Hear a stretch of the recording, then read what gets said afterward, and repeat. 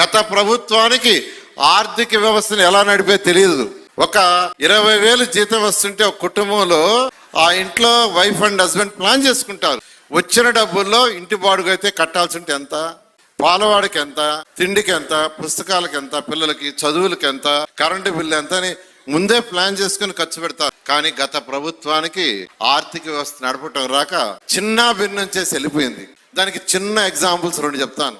పవన్ కళ్యాణ్ గారి యొక్క శాఖలో జల జీవన్ అనేది కేంద్ర ప్రభుత్వం జల జీవన్ ప్రోగ్రామ్ కింద 25,000 కోట్ల రూపాయలు శాంక్షన్ చేసింది. ఎందుకు శాంక్షన్ చేసిందంటే ప్రతి ఇంటికి మంచినీళ్ళు ఇవ్వాలని, ప్రతి ఇంటికి కుళాయి ఇవ్వాలని, స్వచ్ఛమైన వాటర్ ఇవ్వాలని 25,000 కోట్ల రూపాయలు శాంక్షన్ చేస్తే అందులో కేవలం 400 కోట్ల ఖర్చు పెట్టి మీద వదిలేశారు. ఎందుకు వదిలేశారంటే 50% కేంద్రం ఇస్తుంది, 50% రాష్ట్రం ఇస్తుంది. 50% రాష్ట్రం ఇవ్వాల్సిన షేర్ ఇవ్వాల, మనీ అంతా డైవర్ట్ చేశారు. అదే 25,000 కోట్లతో గత ప్రభుత్వం పూర్తి చేస్తుంటే ఈ రాష్ట్రంలో ప్రతి ఒక్క ఇంటికి ట్యాప్ కనెక్షన్ వచ్చిండేది. ఇది ఒక ఉదాహరణ. మళ్ళా ఈ ప్రభుత్వం వచ్చిన తర్వాత పవన్ కళ్యాణ్ గారు కేంద్రాన్ని సంప్రదించి ఈ రోజు మొత్తాన్ని రివైజ్ చేసి ఎంతో వేగవంతంగా ప్రాజెక్టు ముందుకు తీసుకుపోతున్నారు. వారికి ప్రత్యేకంగా రాష్ట్ర ప్రజల తరఫున ధన్యవాదాలు తెలియజేస్తున్నాను.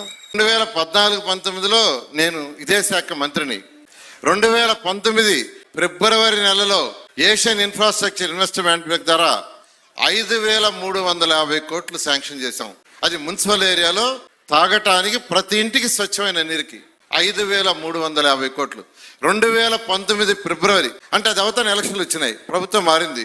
కేంద్ర ప్రభుత్వం ఫస్ట్ ఇన్స్టాల్మెంట్ ఇస్తే రాష్ట్ర ప్రభుత్వం మ్యాచింగ్ ఇవ్వక 5,300 కోట్లు పోయింది.